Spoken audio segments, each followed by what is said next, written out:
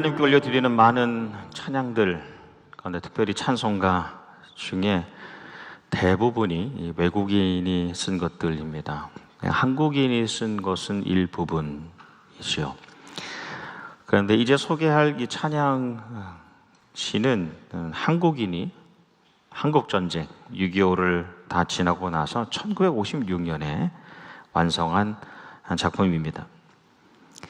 그런데 그 암울한 상황을 지나고 나서 쓴 이 찬양시의 가사와 선율이 참 밝고 경쾌합니다.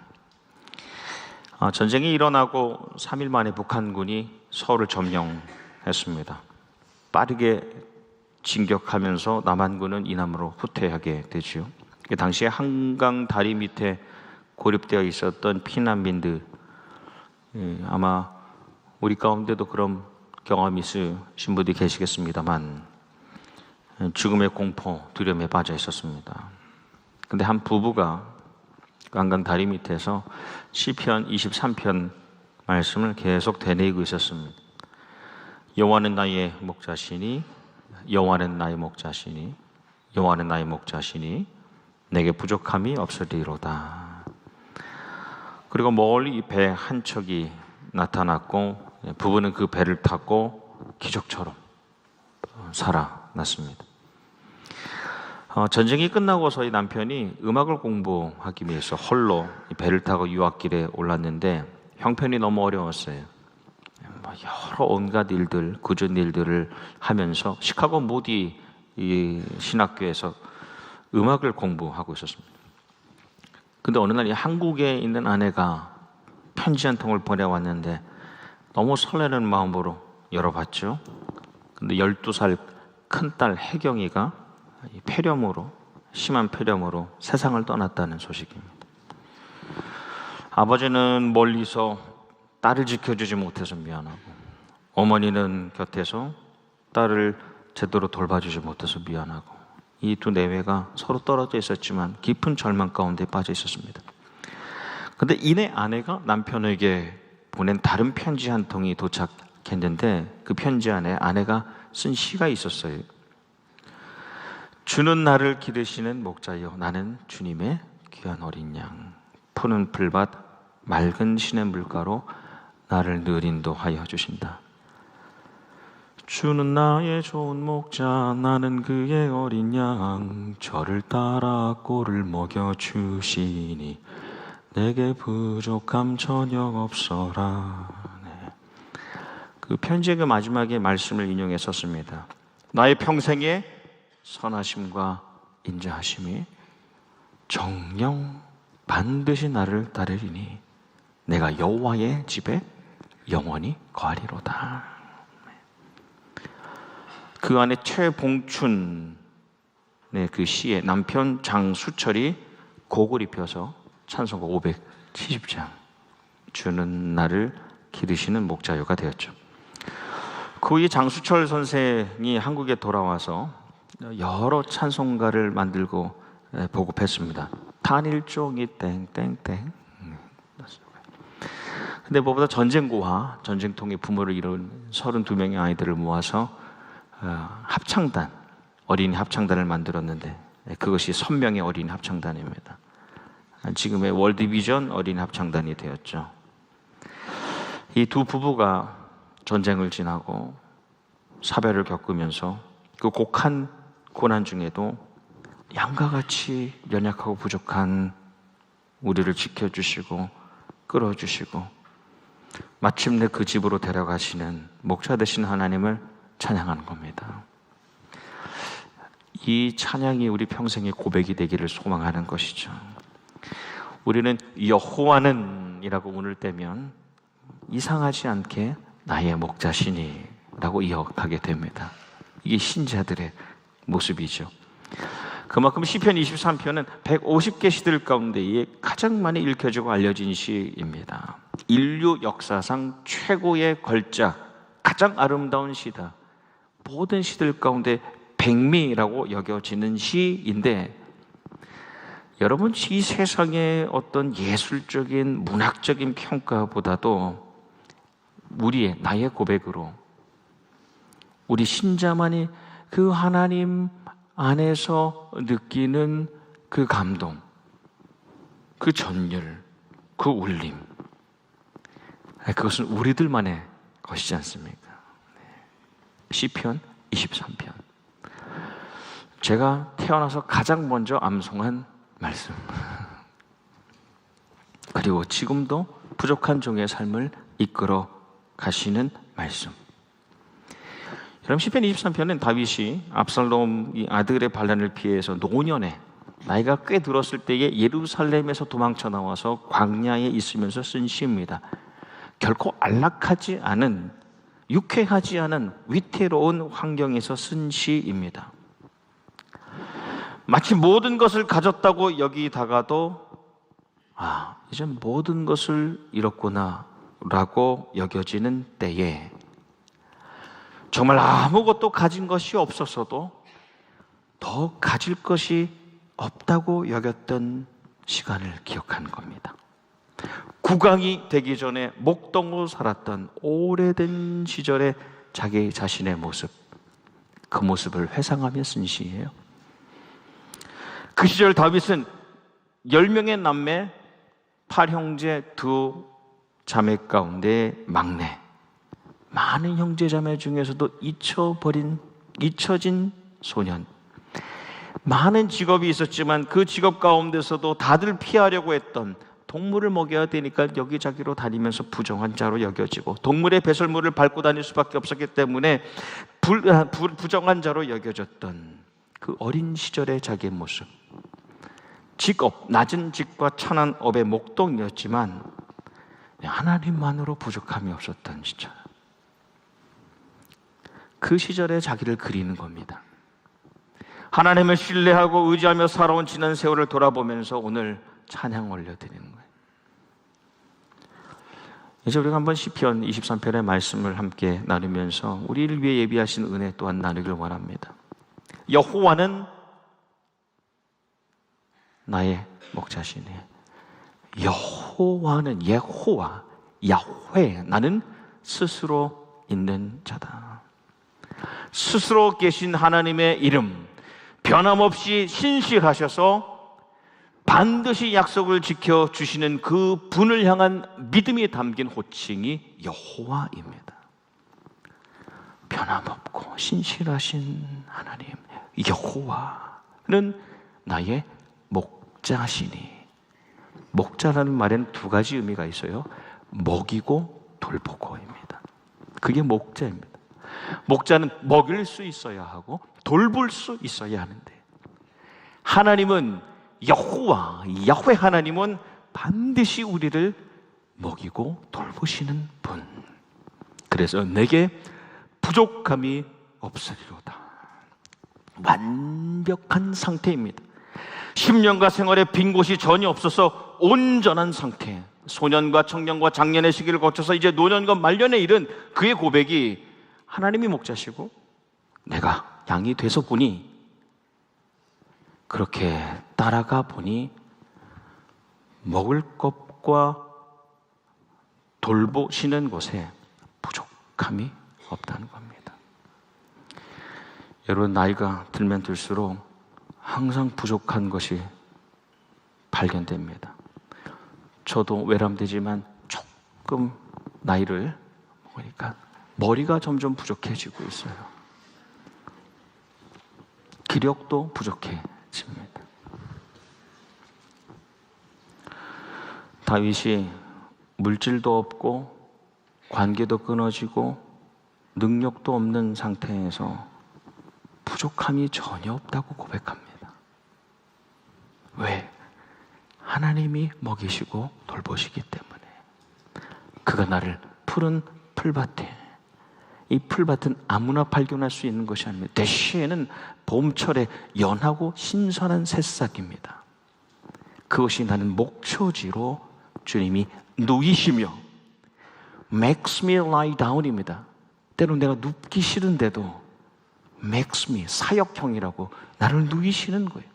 굶주린 인생이 어디로 가서 먹어야 할지 모르는 가운데 하나님은 우리를 거기에 이르게 하시고 우리를 눕히시는 겁니다.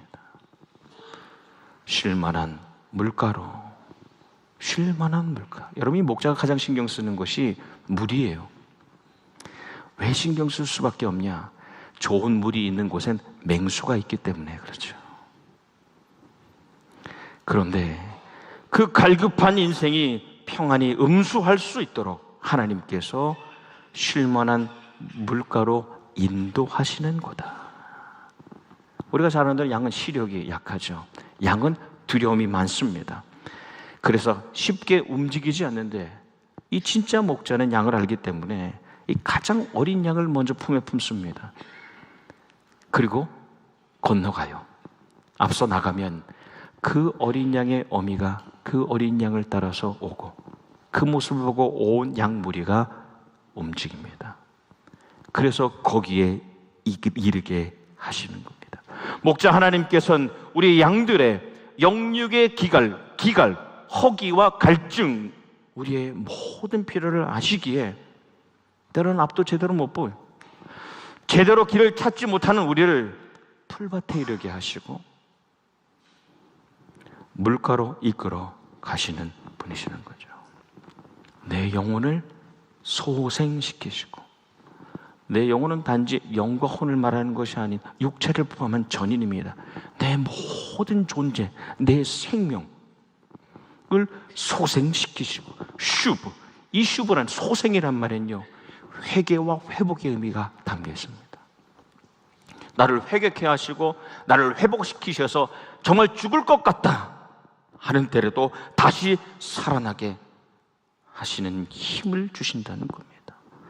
내 영혼을 소생시키시고 의의 길로, 의의 치덱, 하나님 앞에서 더럽지 않은 거예요. 이 양이 하나님 앞에서 더럽지 않은 겁니다. 순전한 모습을 간직하는 의의 길로. 이 길은요, 이번에 보면 넓은 길이 아니에요. 예수님이 말씀하신 좁은 길입니다. 양이 이 순전함을 지키는 것은 쉽지가 않아요. 하지만 이 마흑가리라는 좁은 길 협로로 때로는 인도하시는도다. 양이 원치 않아도, 양이 원하는 대로 가는 것이 아니라 때로는 양이 원치 않아도 의의 길로 이끌어 가시는 겁니다. 하나님 우리를 소생시키시고 거룩하게 하시고 우리를 새롭게 살리시고 의롭게 하시는 그 이유가 그 중간에 설명되어 있잖아요. 자기 이름을 위하여입니다.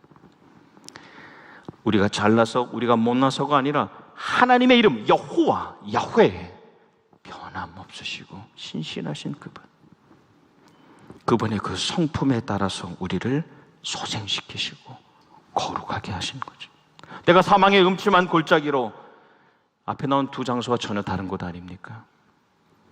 부드러운 풀밭과 평온한 물가가 아닌, 생명이 풍족하게 자라는 자리가 아닌 정반대된 죽음이 임박한 그 고통과 환난의 자리, 지극한 질병의 고통 가운데에, 재정적인 어려움의 환난 가운데에 우리가 그렇게 바라지 않았던 그 고난의 과정을 다닐지라도 해를 두려워하지 않을 것은, 이 좀 쉬운 번역에는 내가 전혀 두렵지 않습니다. 어떠한 위에도 외로움도 당할 것에 대한 두려움 자체가 없습니다. 왜냐하면 원에 보면 이 주께서 나와 함께 하심 앞에 키라는 단어가 있는데 because입니다. 왜 내가 이 위해와 해로움 당할 것을 전혀 무서워하지 않느냐? 왜냐하면 주께서 나와 함께 하심, 임마누엘, You are with me. 당신이 나와 함께 가시기 때문입니다. 이게 다윗이 광야에서 올려드리는 고백 아닙니까? 아무것도 없지만 지난날에 나와 함께 동행하셨던 하나님을 기억해내는 겁니다. 그래서 저는 두려움이 없습니다. 주의 지팡이와 막대기가. 여러분이 목자가 양과 다닐 때 항상 소지해야 되는 두 가지 도구 아닙니까? 목자가 혼자 가지 않고 양들과 다닐 때는 번거롭지만 항상 두 개를 들고 다니지 않았습니까? 지팡이와 막대기. 지팡이는 길어요. 끝이 구부러졌어요. 그래서 양이 실족해서 절벽에 걸리거나 수풀에 빠지면 걸어서 당기는 겁니다. 그런 장비입니다. 막대기는 짧아요. 단단합니다. 양이 방황하다 맹수의 공격에 당할 위기에 처하면 맹수에 맞서서 싸우는 무기입니다. 지팡이는 인도하심이고 막대기는 보호하심. 당시 유대인들은 가정이 작으면 다윗 나단의 비유에도 나오지만 양을 몇 마리 키우는 집도 있지만 한 300마리 이상 키우는 대형 이 목축업을 하는 가정들이 있었습니다. 그러면 이 목자가 혼자 다칠 수가 없죠. 사람을 고용했습니다. 임금을 주고 삭을 주고 일을 시켰어요. 그것을 삭군이라고 했죠. 근데 그렇게 돈을 받고 일하는 삭군은 자기 책임에 한계가 있었어요. 양들에게 이리 한 마리가 오면 내가 반드시 막아야 되지만 2마리 이상의 이리가 온다던가 이리보다 더 무서운 더 큰 맹수가 오면 내가 보호하고 인도할 의무가 없었습니다. 내가 받은 돈만큼 일하는 거예요. 그래서 도망쳐도 아무도 뭐라 하지 않았어요. 하지만 목자는 삭군이 아닌 예수님의 비유와 같이 그 비에 나온 대로 참 목자는 절대로 도망치지 않죠. 막대기와 지팡이를 놓지 않습니다.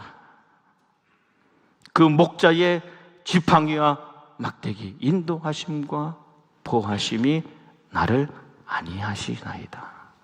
안위, 평안을 주시고 위로하여 주시나이다 입니다. 그 영어로 보면 They comfort me입니다. 다시는 지금 사망 골짜기를 지나는 것 같은 때라도 사실 사망의 골짜기를 지나고 있죠. 언제 와서 죽일 수 있는 그런 상황 가운데서도 지난날 풀밭과 물가로 데려가시고 지팡이와 막대기로 나를 인도하시고 보호하신 그 하나님으로 인하여 저는 여전히 부족함도 없고 두려움도 없습니다. 평안하고 위로를 받습니다. 입니다. 다윗이 이 찬양을 잃어버리지 않는 겁니다. 주께서 내 원수의 목전에서 앞에서 주께서는 나와 함께 하시는 목자 임마누엘 하나님이시고 이제 그분께서는 장면이 바뀌어서 내 원수의 나를 괴롭히고 내 생명을 빼앗으려고 했던 그 맹수와 대전의 목전에서 눈 앞에서 저는 옛날에 이 말씀을 목으로 이해했어요. 눈 앞에서 보세요. 결국 하나님 앞에 다 서게 된다는 거죠. 양도 이리도 신자도 맹수도 대적도 하나님 앞에 다시 서게 되는 겁니다.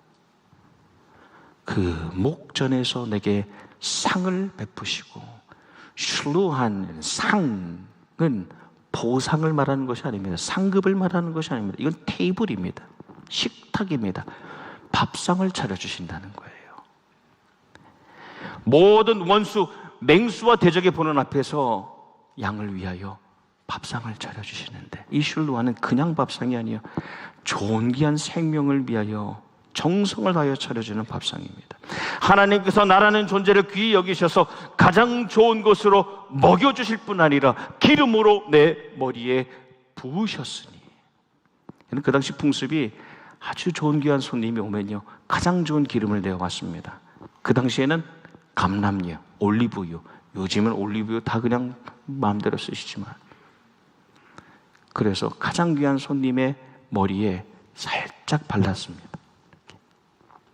그때 말씀을 보니 그 기름으로 내 머리에 부으셨다는 거예요. 하나님께서 나를 얼마나 존귀한 자로 여기시는지 살짝 바르는 기름을 내 머리에 부어주신다. 내 잔이 넘치나이다. 내가 이 땅에서 마땅히 받을 만한 그 축복, 은혜의 분량이 그 분량을 넘치나이다. 충분하다는 것을 넘어서서 충만하다는 겁니다. 충분을 넘어서 충만한 그 은혜, 하나님께서 평생에 부어주시는 그 은혜. 그 다윗이 처음 기름 부음을 받았던 그때, 그리고 골리앗 앞에서 나아가서 내가 목동으로서 많은 대적 맹수들을 이겼던 그 경험을 가지고 골리앗을 쓰러뜨린 그 사건, 사울의 그 위협을 피해서 생명을 이어갔던 것, 그리고 하나님의 나라의 표상이 되는 이스라엘 이 나라를 세워갔던 것의 그 은혜 생각해 보니 내게 너무 과분한 거예요. 내 잔이, 내 삶이 받을 만한 그 은혜의 분량이 이미 차고 넘치고 있습니다. 내 평생의 선하심과 인자하심이, 내 평생에 내가 이 땅에서 목자의 양으로 살아가는 한, 그 내 평생이잖아요. 내가 이 땅에서 목자의 양으로 살아가는 그 시간 동안 선하심과 인자하심, 선하심이라는 오늘 우리 너무너무 잘 아는 말씀, 토브, 보시기에 참 좋았더라. 하나님께서 주시는 모든 좋은 것들, 이게 선하심입니다. 그리고 인자하심은 헤세드입니다. 은혜. 우리가 하나님 안에 있을 때에 하나님만으로, 뭐 좋은 것 없어도 하나님만으로 누릴 수 있는 은혜입니다. 이 토브의 은혜와 헤세드의 은혜, 선하심과 인자하심이 반드시 나를 따르리니. 이 단순히 보면 이 좋은 것들과 또 하나님 안에서 좋은 것이 나를 따라올 것입니다라고 이해하기 쉬운데, 여러분 이 따른이라는 말씀은 갈구한다는 말을 동시에 가지고 있습니다. 내가 그것을 따라가겠다는 겁니다. 하나님의 그 토부와 헤세드의 하나님의 은혜를 계속하여 따라가겠습니다 라는 사모함을 결단하는 말씀입니다. 근데 여러분, 여기까지 그분이 목자 되시고 내가 양이 되어서 목자 되신 하나님, 그분을 따라갈 때 내가 누리는 그 은혜,